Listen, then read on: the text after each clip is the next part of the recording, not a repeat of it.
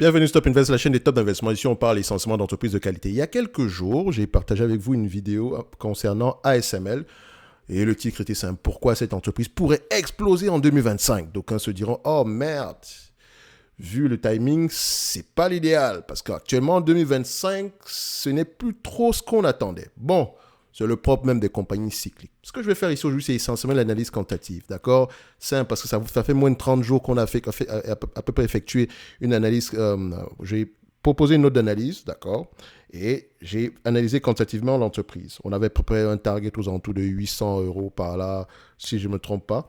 Et donc là, on va voir si on a un ajustement. Et je vais vous dire, par rapport à ce qui s'est passé dans le trimestre, etc., je vous renvoie en description de la vidéo, dans tout ce qui... Vous allez à peu près dans les produits offerts par la maison, d'accord? Dans 24 heures, vous verrez à peu près une note sur ASML. Tout simplement parce que vu que j'en ai parlé sur cette chaîne et que le timing, il faut, après 30 jours ici, après la publication des résultats, il faut à peu près ajuster ces éléments-là. Quelles sont les attentes ici? Est-ce que je suis toujours optimiste, pessimiste? Bref, je vous montre... Après, je vous parlerai à peu près de ce que moi j'ai compris des rapports financiers et du conference call dans 24 heures. OK? Donc, allez-y, c'est gratuit. D'accord? Maintenant, concernant ASML, on va d'abord se dire une chose. C'est une compagnie cyclique. Rappelez-vous bien que c'est une compagnie cyclique. Quand je prends du ASML, au-delà même de savoir ce que l'entreprise vend, ce qui est la base normalement, qui sont nos clients? Où est-ce que ces clients-là sont localisés? Dans quelle région du monde? Et dépendamment de la région du monde, est-ce qu'il y a des problèmes liés à la géopolitique? Est-ce qu'il y a des problèmes réglementaires, etc.?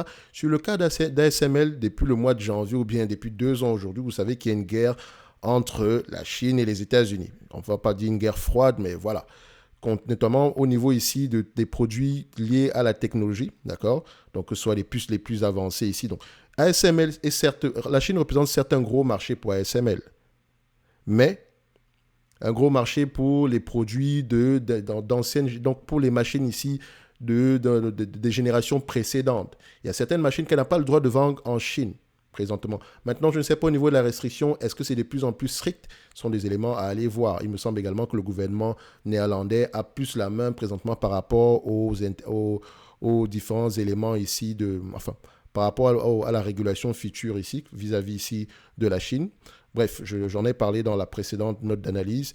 Et donc, on va se dire ici que la Chine, sur les derniers trimestres, représentait près de 40% du chiffre d'affaires de la compagnie. Enfin, 40% en quarterly du chiffre d'affaires de la compagnie. On avait même une évolution. C'est énorme. Je dis bien, c'est énorme. C'est quelque chose qui ne va pas avoir tendance à durer. Et donc, je ne pense pas que ce soit surprenant en date d'aujourd'hui. Il me semble que dans les derniers rapports, dans les derniers conférences call, il le marquait déjà. Peut-être pas aussi brusquement, mais voilà. On devrait s'attendre à ce genre de variation-là, à court terme. Ensuite, on doit se poser la question de savoir qui sont les clients d'ASML. Les clients d'ASML, généralement, ce sont les foundries. D'accord? Donc, les compagnies comme TSMC, Intel, Samsung, Global Foundry et d'autres entités.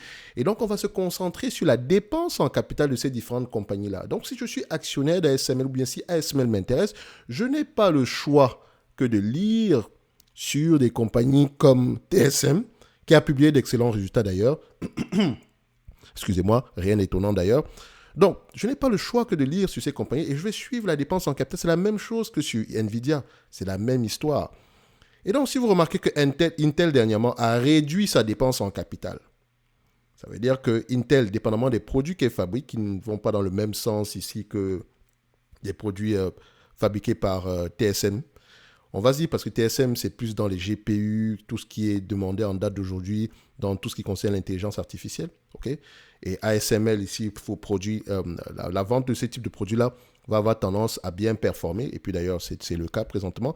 Mais les semi-conducteurs, c'est un marché vaste.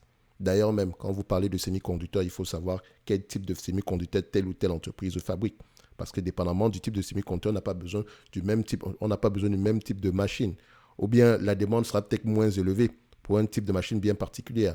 Bref, ce que je veux dire, c'est qu'on surveille on surveille la dépense en capital de nos clients. Parce qu'il faut dire que les clients d'ASML sont concentrés. C'est un avantage comme c'est un risque. D'accord? C'est un avantage, comme voilà. Quand on dit client, généralement, ça pourrait même représenter un risque si l'entreprise n'a pas de pricing power. Actuellement, ASML vend un produit que personne ne propose sur le marché.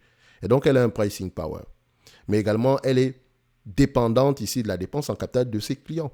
Deux ou trois clients ici peuvent représenter presque la moitié du chiffre d'affaires de cette compagnie ou bien une bonne partie du chiffre d'affaires de cette compagnie. Et donc ça, c'est un risque. C'est pour ça que ce genre de business, il faut avoir tendance à les acheter à des multiples de valorisation très peu élevés. Et encore, par rapport aux produits qu'ASML vend ici, quelle est la taille du marché? Quelle est l'évolution de ce marché-là dans le temps? Est-ce que ASML a tendance à croître à des niveaux plus élevés que le marché? Vous pouvez trouver cette information-là. Je vous renvoie par exemple à un excellent site qu'on appelle Statista. Vous pouvez retrouver des informations pareilles. Parfois même également dans les conférences calls, on vous le mentionne. Okay? Que ce soit sur ASML, que ce soit sur Apply Material, parce que j'ai vu ici que vous recherchez énormément d'informations sur Apply Material. C'est parfois l'avantage de faire énormément de vidéos, c'est qu'on peut savoir, par exemple, je sais clairement que si je fais une vidéo sur ASML, c'est celle-là que vous attendez en date d'aujourd'hui. OK? Parce que l'action a décalé à la baisse. Voilà, le pourcentage à la baisse était assez élevé ici. Et donc, les gens, vous retrouvez jamais à poser des questions de savoir est-ce que je dois acheter, est-ce que c'est le moment d'acheter, etc. C'est le moment de lire les rapports financiers. OK? Par exemple, Apply Material, vous recherchez l'information dessus. Il me semble que Interactive Broker a fait moins 5%, etc. Vous recherchez l'information dessus. Vous avez encore quoi ici? Celsius, ça va. United Health également. Et également, Elevance va avoir tendance à bien performer dans quelques jours parce que vous recherchez également de l'information dessus. C'est une entreprise qui fait moins 20% en date d'aujourd'hui. Bref, je sais à peu près ce que vous recherchez.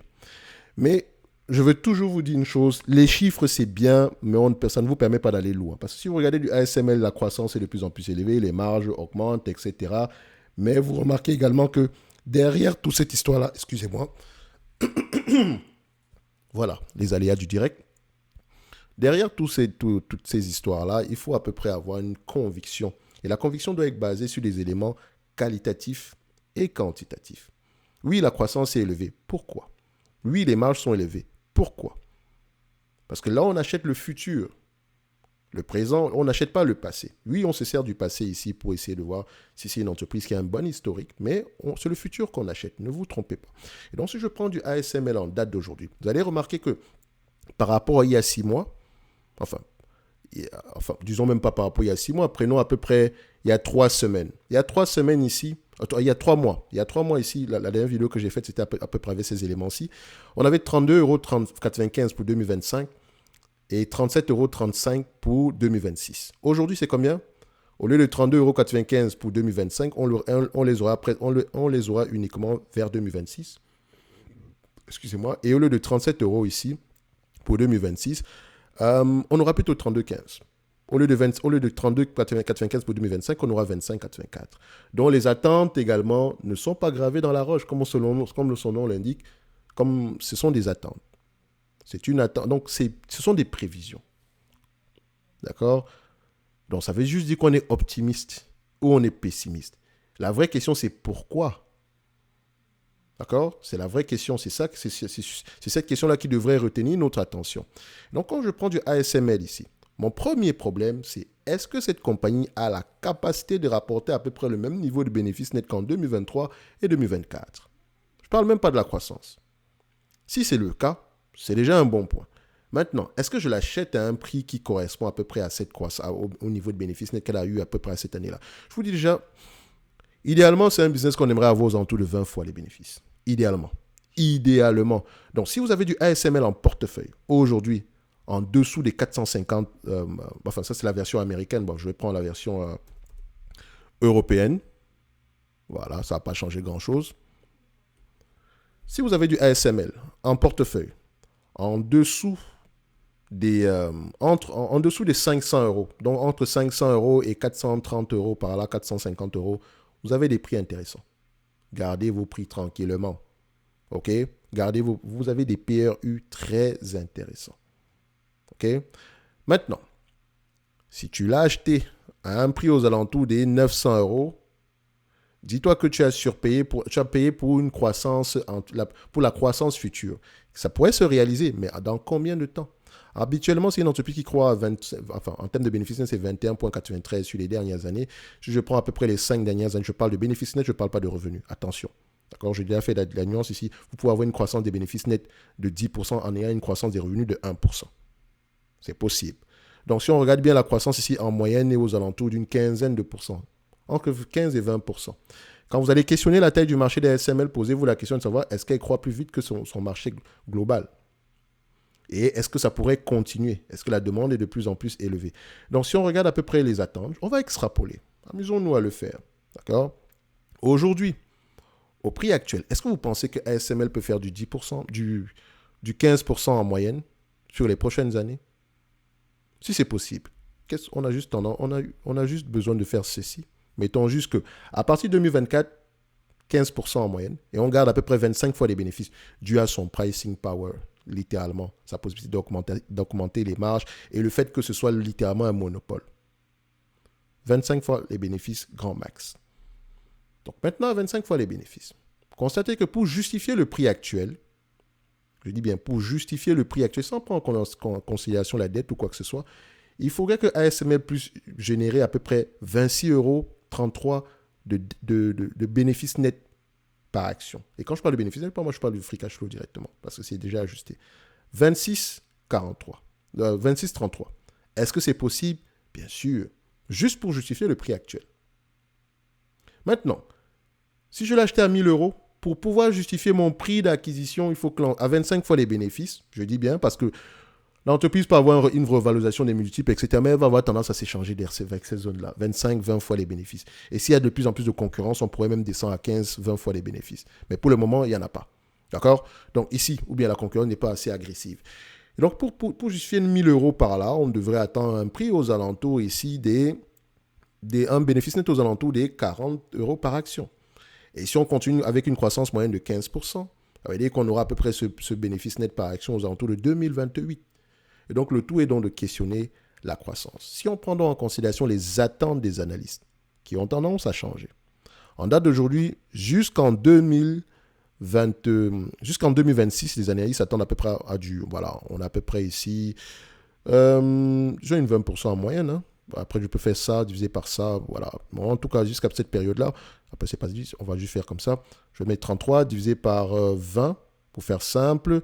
1, 2, 3 ans, exposant 0,3, 1 divisé par 3, ok, ça donne 1,33 et poussière. Ça donne une croissance moyenne de 18%. Admettons qu'après 2026, on ait une croissance de 10%, uniquement. Ou bien on n'a même pas de croissance, pourquoi pas? On va faire ceci. Est-ce que je peux tracer? Oh non, il ne me laisse pas la main. Disons qu'on a 1% de croissance. Est-ce que c'est possible? Voilà, on ne peut pas avoir 0, 1%. Admettons qu'après 2026, pas de croissance, on reste à 1% uniquement. 25 fois les bénéfices, c'est correct. Si on a même une revalorisation des multiples aux alentours de 20 fois les bénéfices, on ne surpaye pas. À partir du prix actuel, je précise bien. Il me semble que la dernière fois qu'on a fait une vidéo ici, on était aux alentours de 700, etc. Donc, ça n'a pas trop changé. C'est à peu près la même chose. 786, 656, 700 €, c'est la même chose. OK? Et donc, la question est donc de se poser, la véritable question est de savoir, est-ce que cette compagnie pourrait justifier d'une croissance moyenne de 11% entre 2023 et 2029. C'est de ça qu'il s'agit, parce qu'on a entre 2027, c'est à peu près 1, 2, 3, 4, 5 ans, n'est-ce pas? Donc on a à peu près ici 18,90 à 33,67. 33,67 divisé par 18,9. Ça donne 1,78. Exposant 5. Exposant 1 divisé par 5. 1 divisé par le nombre d'années, donc ça donne 0,2. Je mets directement 0,2. Ça donne à peu près une croissance moyenne de 12%.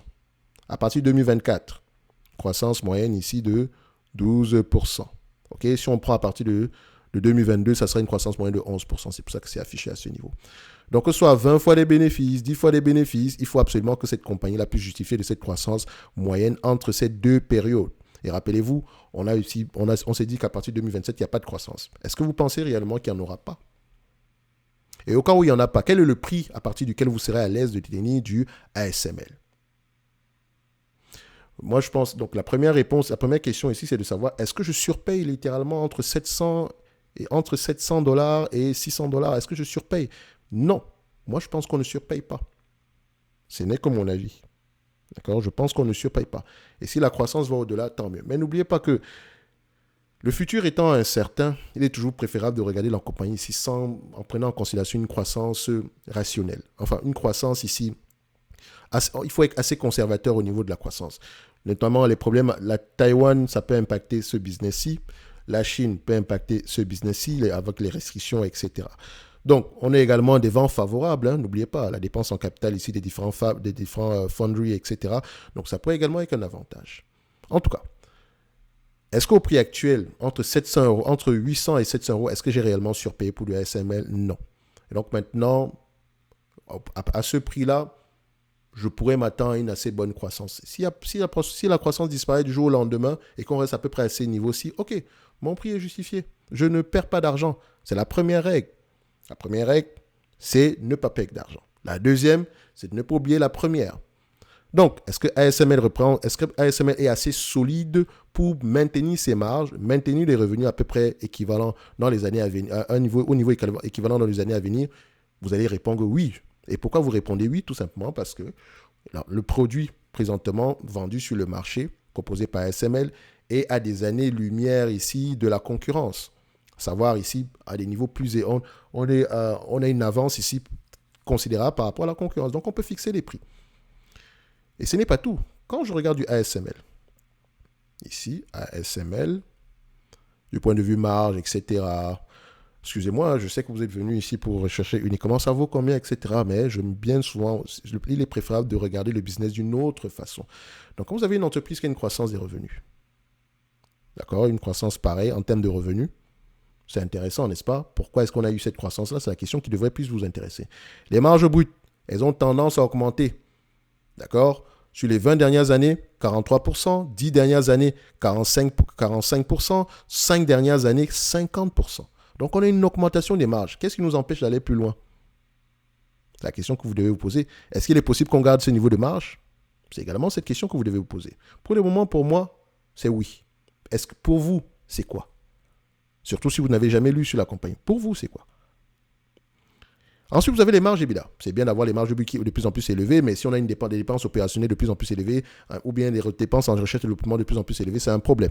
Vous constatez ici qu'on peut avoir une croissance des marges. On avait des marges brutes en moyenne 10%, pas 10%, qui ont fait plus 10% ici. Quand je dis 10%, c'est pas la différence entre la moyenne d'il y a 20 ans et la moyenne d'aujourd'hui, c'est 10%.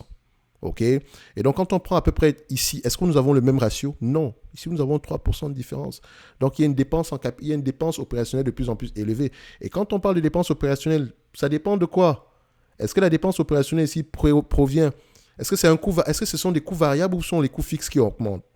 C'est la question qu'on doit se poser. OK? Mais dans l'ensemble, j'aime déjà la stabilité.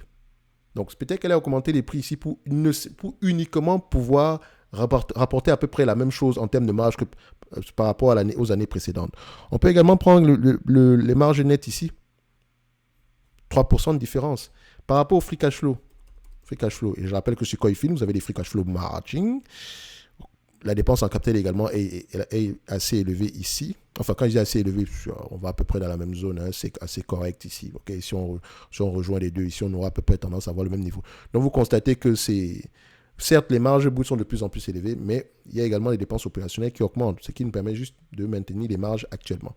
Donc, en conclusion, qu'est-ce qu'il faut retenir ici de la valorisation de la ASML? C'est que ce n'est pas forcément l'affaire du siècle, je rappelle bien.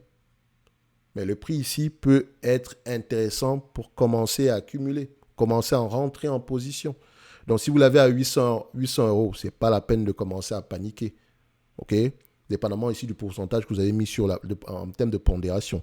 Parce qu'à 800 euros, c'est clair que tu n'investis pas 25 fois les bénéfices ou tu n'investis pas 10% de ton capital dessus, même si tu t'appelles ASML. OK? Donc, le prix, idéalement, on aimerait l'avoir en dessous des 500 euros par là. 500 euros, 500 $, ça peut être intéressant. Donc, je reste optimiste par rapport à la première vidéo, la première note d'analyse ici. Si ce n'est pas 2025, ça sera plus tard que ça et ce n'est pas grave. Si je dois recharger par rapport à ma position, j'aimerais avoir un prix bien plus intéressant que ça. Par exemple, je pense que si j'achète une entreprise à 100 $, parce que je pense par exemple qu'elle vaut 200 $, imaginez que le marché baisse Pour recharger à nouveau, moi personnellement, j'attends il baisse à peu près aux alentours ici, jusqu'aux alentours ici de 75 dollars. Donc pour recharger en supplément, je vais attendre à peu près un prix à 75 dollars. 75 dollars ici représente à peu près combien en termes de pourcentage? Voilà, on va se dire, c'est 25% en moins, c'est bien ça? Oui, c'est ça, 25%, qu'est-ce que je raconte? C'est 25% en moins. Donc chaque 25% de baisse, j'aurais tendance à rajouter. Si je vais acheter du cette compagnie à 800 dollars ou à 800 euros, ma prochaine acquisition sera aux alentours de 600. La suivante sera aux alentours ici des... donc la suivante ici, donc si on prend 600, bref, vous avez compris le principe. D'accord? La suivante sera aux alentours ici des 450. Donc je ne vais pas avoir tendance à acheter tous les 10% de baisse ou les 5% de baisse, sauf si on a déjà un prix extrêmement bas. OK? Bref, j'arrête de bavarder. 20 minutes pour parler de chiffres et de chiffres. Je rappelle qu'en description de la vidéo, dans 24 heures, vous aurez à peu près la note d'analyse sur ASML. Vu que j'en ai fait une il y a 30 jours ici, je suis dans l'obligation d'en faire une nouvelle. Au moins ici pour que vous puissiez savoir quel est mon état d'esprit ici. Est-ce qu'on reste à peu près optimiste, pessimiste, etc. Bref, c'est en description de la vidéo dans le cadeau offert par la maison. Okay, c'est gratuit. Il y a d'autres éléments derrière. Vous pouvez retrouver LVMH ou d'autres compagnies ici. Donc maintenant, je ferai de l'analyse quantitative sur cette chaîne. Et si j'ai pris la peine de lire les rapports financiers avant et que j'ai fait une note, je la mettrai ici. Comme ça, au moins, si vous êtes intéressé par cette note-là, vous irez la télécharger à ce niveau-là. Et pendant que vous y êtes, n'oubliez pas la top newsletter, la watchlist, avec objectif de prix qui vient avec ici une formation sur la lecture des rapports financiers. Bref, je ne vous fais pas le topo ici, d'accord? Si vous avez une question, vous réservez un appel. Pour moi, si j'ai du ASML à 800 euros, je dors quand même tranquille. OK? Peut-être même à 600 euros, là, on commence à recharger un tout petit peu. Bref, n'achetez pas parce qu'un YouTuber lambda vous l'a dit. OK? Non. Le nom de la chaîne, c'est lisez vos rapports financiers. Et donc, qu'est-ce que vous devez faire? Lire vos rapports financiers. Et si vous ne voulez pas, si vous n'avez pas le temps, si bien c'est trop difficile ou etc., achetez un ETF et restez tranquille. D'accord? Si vous avez envie de le faire sérieusement, faites-le de cette manière-là. D'accord? Voilà. De toute façon, vous avez tous les éléments en description de la vidéo. Et nous, on se donne rendez-vous sur les prochaines. Est-ce que je changerai à peu près la valorisation dans la watchlist? Parce que je rappelle que si vous avez accès à la watchlist, vous avez le target price. Non. Je vais la laisser identiquement. Je vais la laisser à ce niveau-là. OK? Donc, je vous laisse aller voir à quoi ça ressemble. Merci. Au revoir.